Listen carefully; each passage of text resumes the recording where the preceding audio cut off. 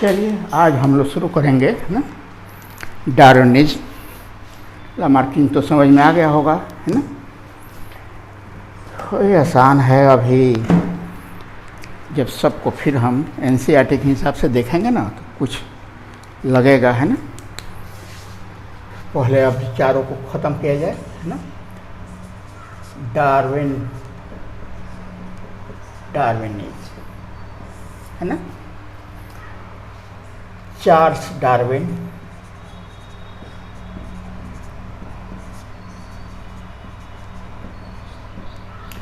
वो 1809 टू 1882, मतलब ये इसका बर्थ टाइम है और इसका डेथ टाइम हो गया, है ना। हे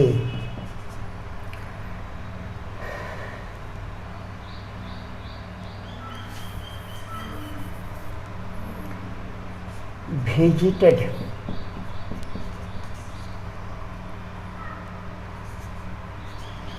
गलापागोज, याद है ना। वहाँ बहुत टॉर्टवाइज पाए जाते हैं, इसलिए इसका नाम गलापागोज रखा गया है ना। गलापागोज इन 1835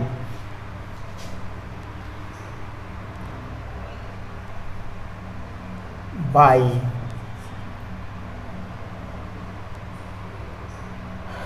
HMS बीगल। ये एक शिप है, पानी वाला जहाज है, याद रखना पड़ता है ये, है ना। ठीक है, उसी से उसने विजिट किया था, है ना। ही स्टेड देयर, वो वहाँ रुका हुआ था।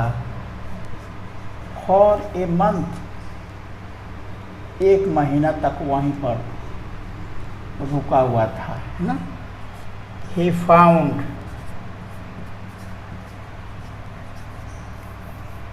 मैनी वेरिएशंस, सब आप लोग देख चुके हैं, है ना। Many variations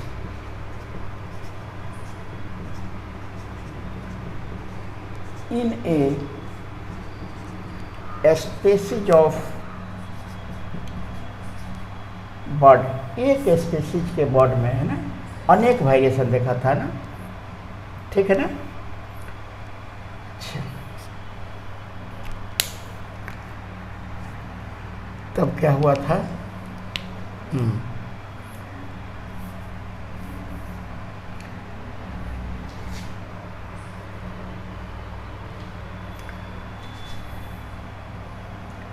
These are called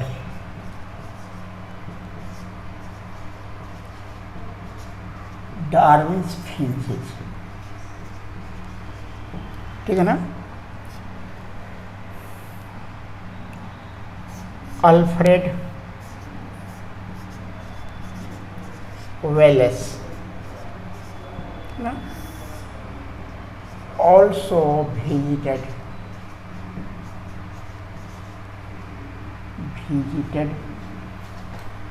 world and found many variations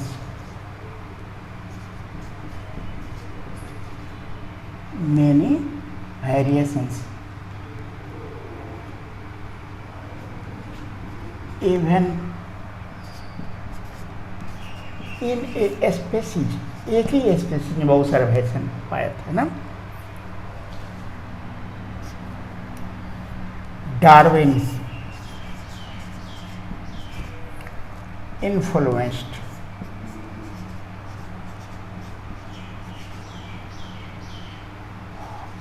also by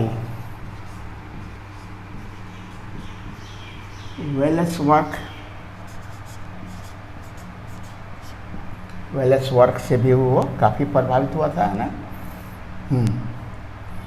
he also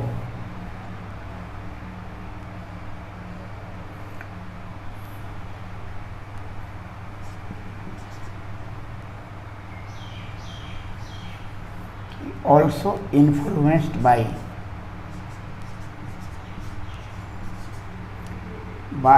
the two books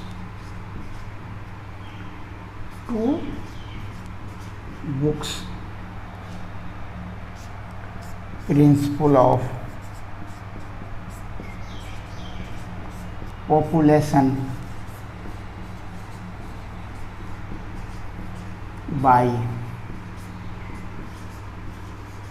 Malthus और Principle of Geography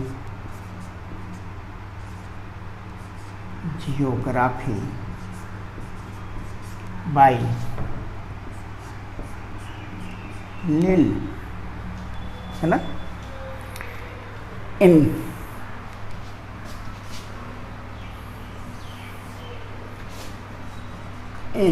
1859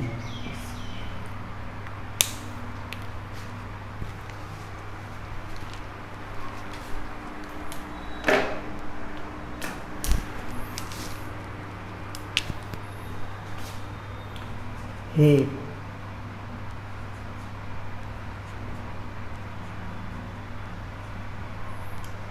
presented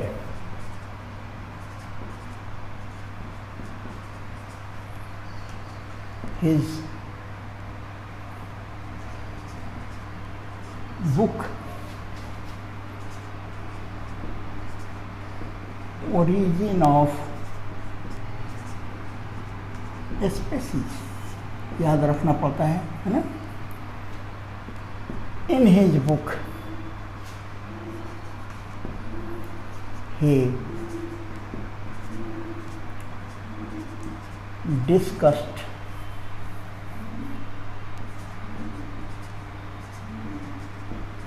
organic evolution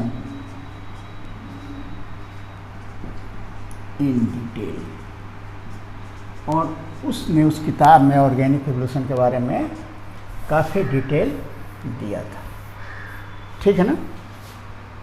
the main factors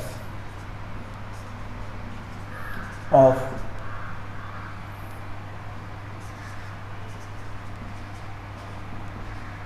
Darwin's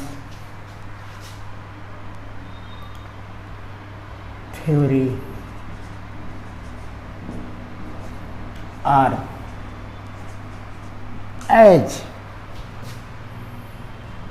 पहला इसका है ओवर प्रोडक्शन ऑफ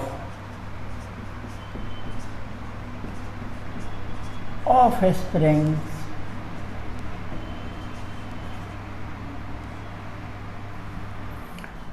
ज़रूरत से ज़्यादा of spring का production,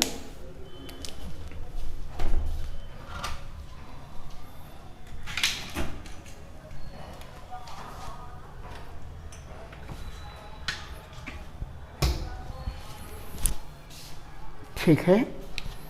दूसरा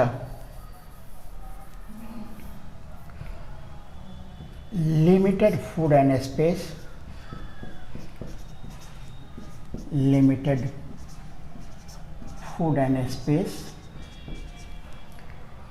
तीसरा पॉइंट स्ट्रगल फॉर एग्जिस्टेंस, चौथा है ना वेरिएशंस,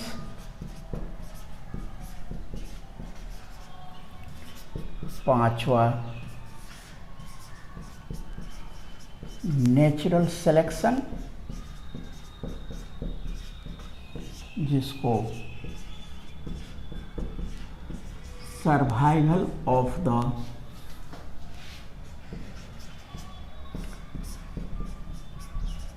फिटेस्ट भी कहा जाता है, और छठा हो जाएगा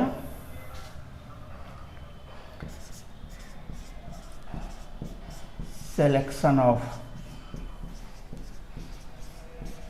यूजफुल वेरिएशन और origin of species, origin of species. इतने हेड में हम लोग पढ़ेंगे इसको। देखिए यहाँ पढ़ने पर अभी तो हम नेचुरल सिलेक्शन का डिटेल जाएंगे हम लोग जब एनसीईआरटी शुरू कर रहे हैं, ठीक है ना। अभी चारों थ्योरी को पढ़ लीजिए ताकि वो ठीक से समझ में आवे, है ना, नहीं तो दिक्कत हो जाएगी, वो समझ में ही नहीं आएगा, है ना। तो इस तरह ये सब आपको समझ में आ गया, तो तो सब कहानी है, ठीक है ना।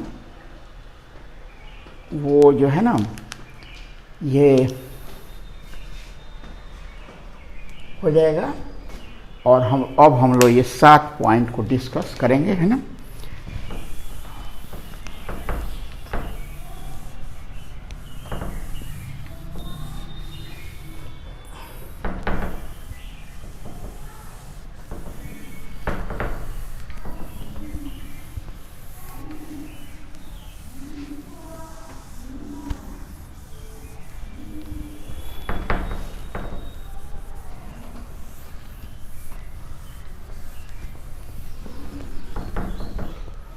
ठीक है, पहला हम लोग देखें इसमें, है ना।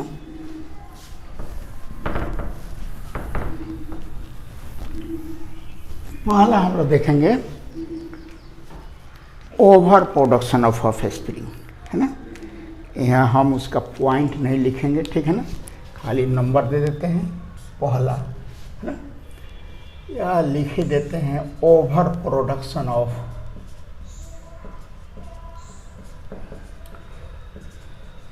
ऑफस्प्रिंग, जरूरत से ज़्यादा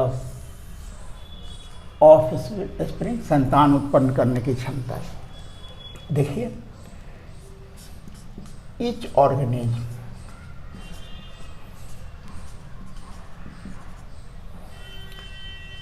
is capable of producing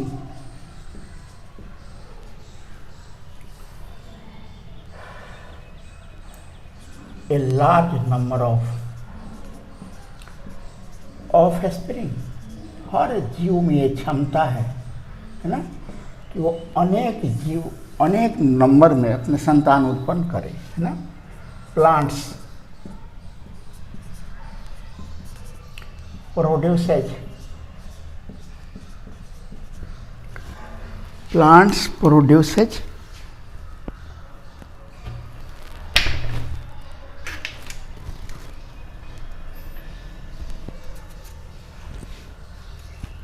ठीक है ना,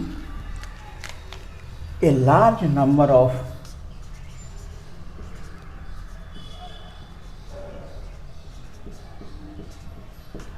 seeds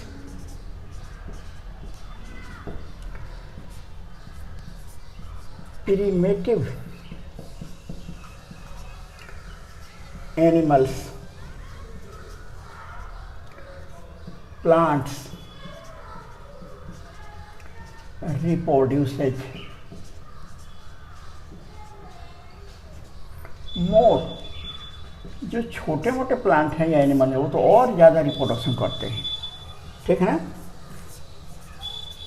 parasites reproduces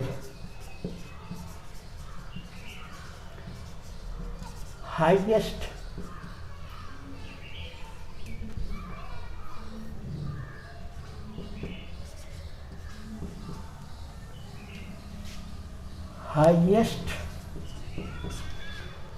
number of offsprings, ठीक है ना। स्लोएस्ट ब्रीडर, सबसे कम बच्चा कौन पैदा करता है, इज एलिफेंट, है ना। 10 इस प्रकार some organism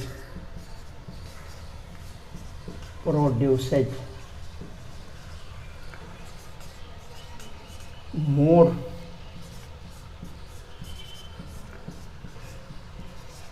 offsprings and some less. This is called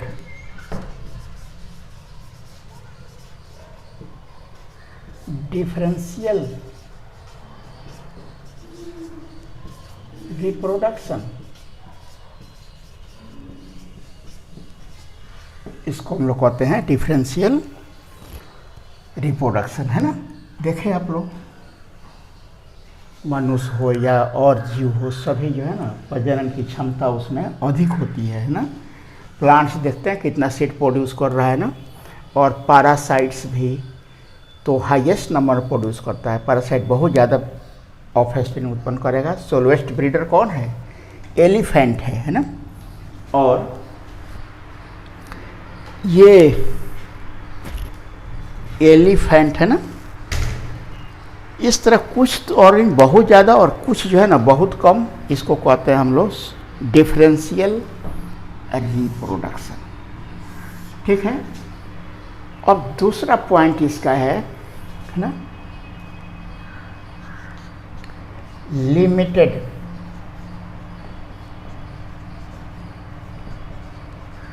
food and space, इस पर ध्यान दीजिए।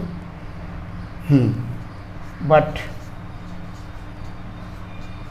Food and space is limited. लेकिन आप न तो फूड को ज़्यादा बढ़ा सकते हैं और न तो स्पेस को बढ़ा सकते हैं, इसलिए क्या है, ये लिमिटेड है। ठीक है ना। अब हम लोग ये हो जाएगा उतना ही में, स्ट्रगल फॉर एग्जिस्टेंस पर आ जाएंगे, है ना। वेरिएशन, नेचुरल सिलेक्शन, ठीक है। चलिए अब हम लोग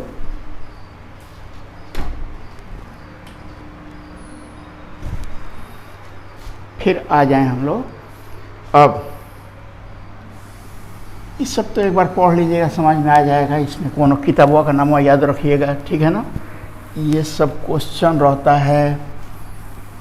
ओरिजिन ऑफ स्पीशीज कौन लिखा था? लमार्क वाला किताब का नाम फिलोसफी जूलॉजी क्यू ना। और इसका हम लोग अभी डिटेल जो है ना वो आगे देखेंगे, है ना। एनसीईआरटी में डिटेल देखेंगे हम लोग, है ना। और अगला पॉइंट है इसका, है ना, तीसरा, struggle for existence,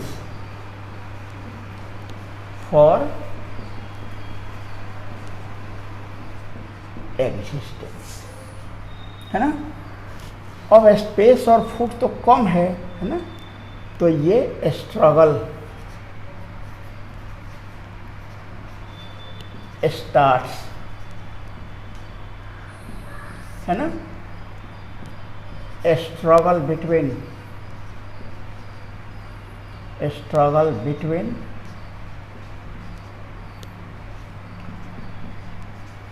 individuals of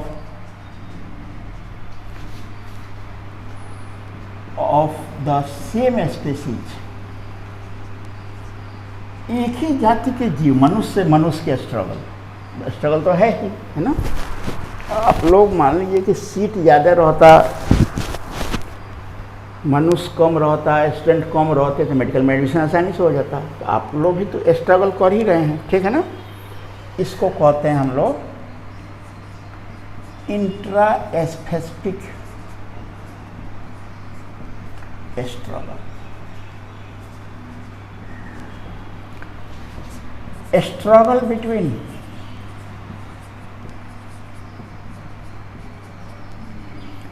individuals, जीव इंडिविजुअल्स ऑफ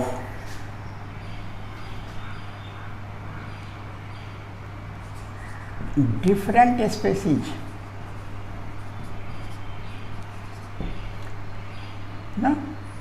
इसको क्या कहते हैं हम लोग, inter specific struggle.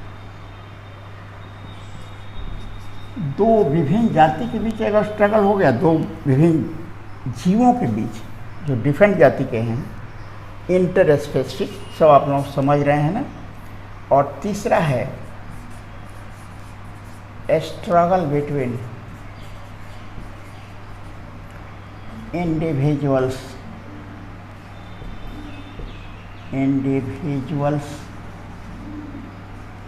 with environment as drought, सूखा पड़ गया, अभी हम लोग डिजीज है ना, और अर्थक्वेक,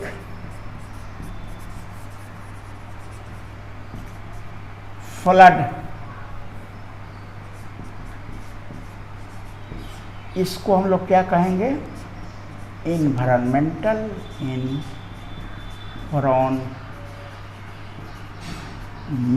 स्ट्रगल। इस तरह अगर सेम जाति के इंडिविजुअल्स के बीच हो जाएगा तो इंट्रा स्पेसिफिक, दो विभिन्न जाति की या और जाति के बीच हो रहा है तो इंटर स्पेसिफिक, और वातावरण के से हो रहा है ना, तो अब उसको हम लोग कहते हैं इन्वायरमेंटल स्ट्रगल। ठीक है, तो ये तीसरा पॉइंट रहा है ना। चौथा पॉइंट का तो बहुत डिटेल हम लोगों को आगे पढ़ना है, variations.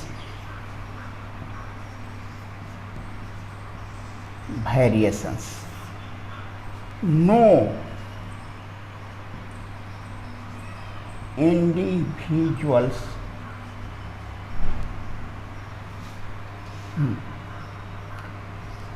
even of the same species are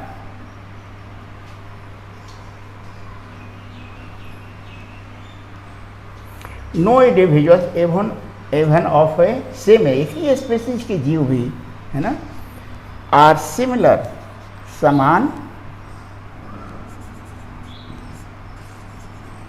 नहीं होते हैं, है ना। Variation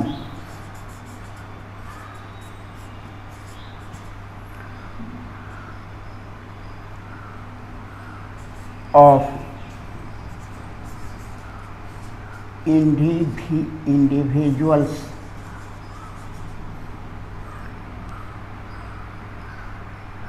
variation in individuals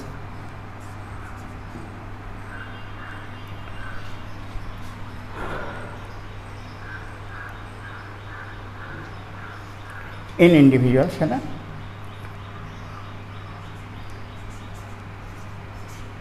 makes organisms to adapt in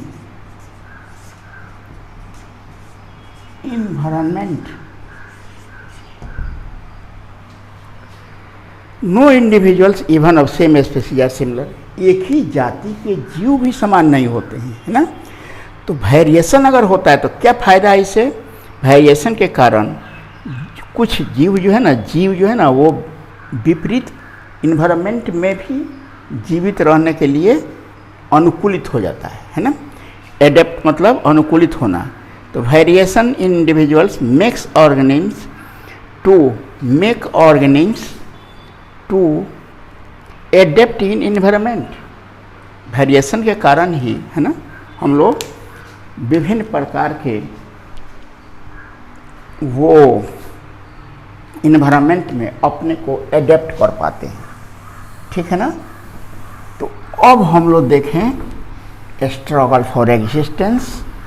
यहाँ तो स्ट्रगल फॉर एग्जिस्टेंस का हम बहुत कम बात करेंगे, लेकिन एनसीईआरटी शुरू करेंगे तो वहीं से शुरू करना है, एक आइडिया तो हो गया ना, नहीं तो एक बैक एनसीईआरटी कुछ समझ में नहीं आता है।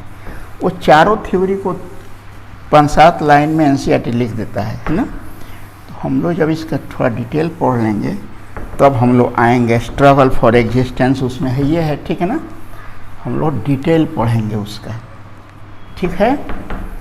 चलिए अब हम लोग आए स्ट्रगल फॉर एग्जिस्टेंस, और एनसीईआरटी में इसी का हम लोग यहीं से शुरू करेंगे। एनसीईआरटी में है ना, सब मिलेगा उसमें। बोर्ड पर मॉइस्चर आ गया है, ये मीठे नहीं रहा है ना। अब अगला पॉइंट होगा हम लोगों का, है ना,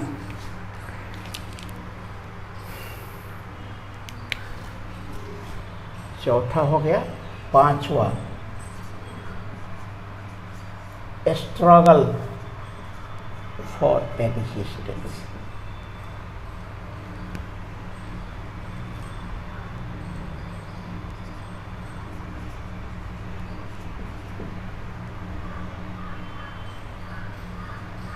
struggle for existence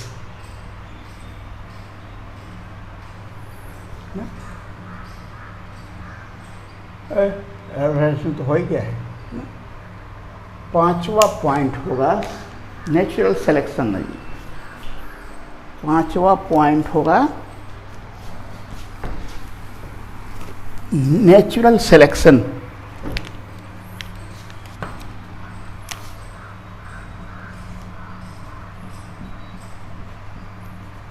natural selection है ना। ये जो नेचुरल सिलेक्शन है ना, इसको ना this term was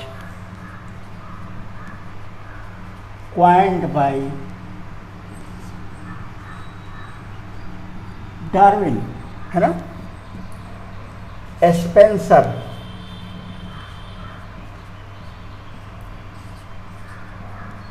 called it survival of the fittest। Spencer ने इसी को क्या कहा था, सर्वाइवल ऑफ द फिटेस्ट, है ना। इस थ्योरी का मेन बात ये है ना, इस फैक्टर का नेचर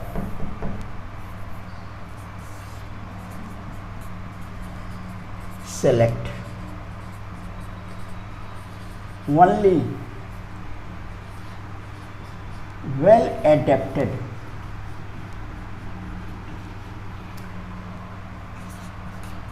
organisms to environment। मतलब कि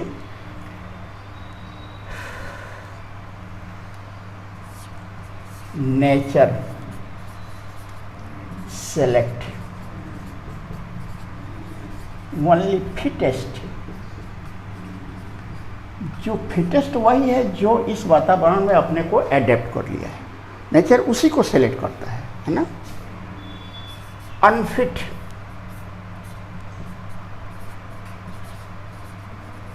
ऑर्गेनिम्स आर इलिमिनेटेड। अनफिट जो ऑर्गेनिज्म होते हैं वो धीरे धीरे समाप्त हो जाते हैं, ठीक है ना। बस इसको इतना ही पढ़ने दीजिए, इसको हम लोग डिटेल और देखेंगे, है ना। और छठा पॉइंट है ना, छठा पॉइंट होगा सिलेक्शन ऑफ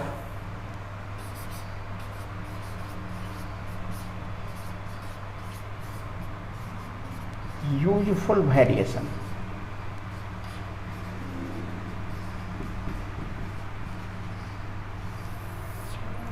नेचर सेलेक्ट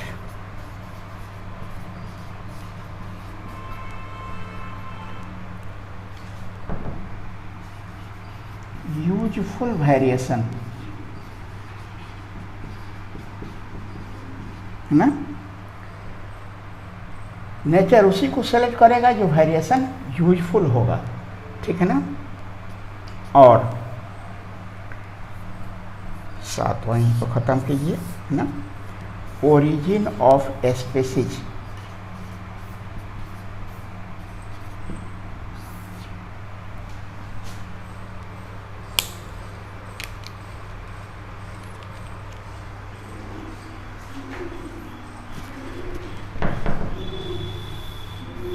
कुछ और लिख देने दीजिए।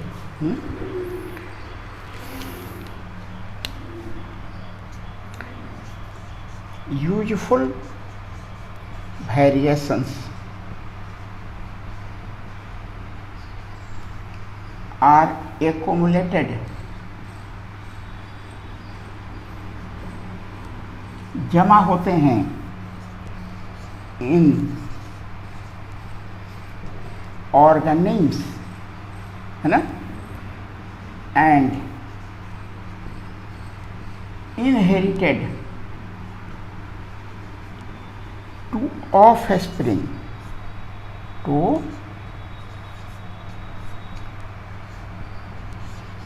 ऑफस्प्रिंग। ये जो यूजफुल वेरिएशन है जिसको नेचर सेलेक्ट कर लिया है ना, वो वेरिएशन जमा होंगे ऑर्गेनिम्स में और वो इनहेरिटेड और वो जो है ना अपने ऑफ स्प्रिंग तक पहुंचेंगे, ठीक है ना। और इसका लास्ट है अब, है ना, लास्ट क्या है इसका, origin of species.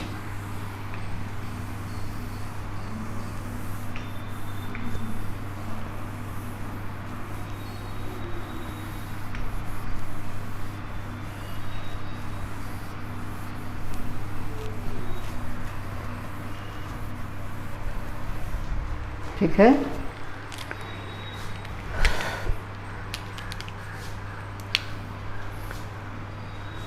Origin of species. और इस तरह उत्पत्ति कैसे होगी, है ना। These useful variations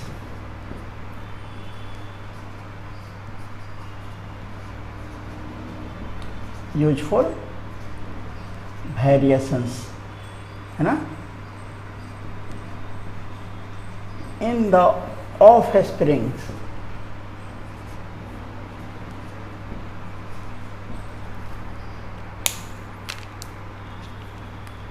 after several generations, after several generation, है ना,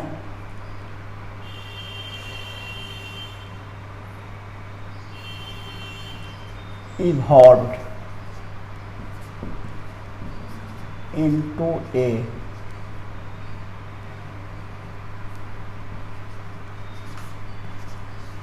new species।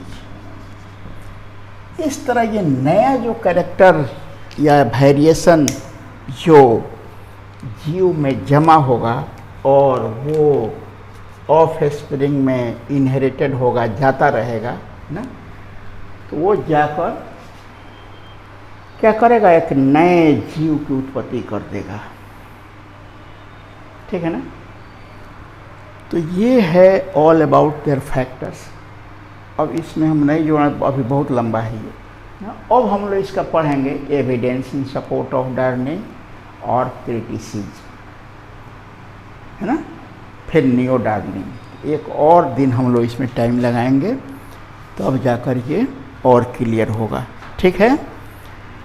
तो आप लोग, ये तो बहुत आसान है, आप लोग खुद समझ में आता होगा कि हाँ ऐसे ऐसे हुआ, ऐसे, है ना, तो कोई दिक्कत नहीं है। लेकिन जब एनसीईआरटी पाएंगे तो नेचुरल सिलेक्शन वहाँ हम लोग शुरू करेंगे, ठीक है ना। तो नेचुरल सिलेक्शन समझ में तो आ गया, तो वहाँ दिक्कत नहीं होगी। सीधे हम एनसीईआरटी में आते तो बहुत प्रॉब्लम होता है ना।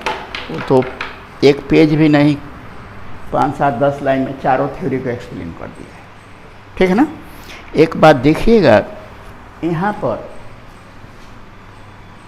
सिलेक्शन ऑफ म्यूचुअल वेरिएशन और इनहेरिटेंस, यहाँ पर ये फॉलो यहाँ पर लिख देते हैं ना, nature select useful variation. Useful variations are accumulated in offspring and inherited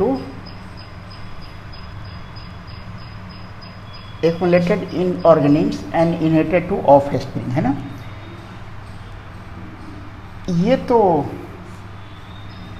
Darwin follows, Lamarck, ये क्वेश्चन है Lamarck, inheritance of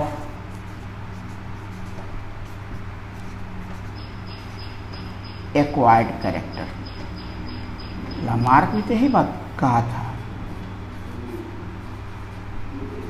acquired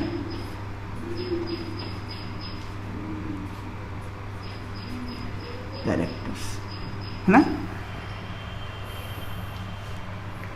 Lamarck भी कहा था कि जब यूजफुल वेरिएशन आएगा, वो जमा होगा जीव में, तो कई जनरेशन बाद जो है ना नए जीव की उत्पत्ति हो जाएगी।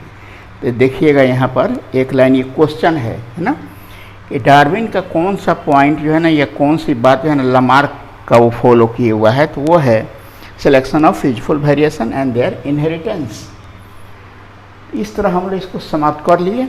आगे हम लोग अब इसका पढ़ेंगे evidence in support of Darwinism, फिर हम लोग पढ़ेंगे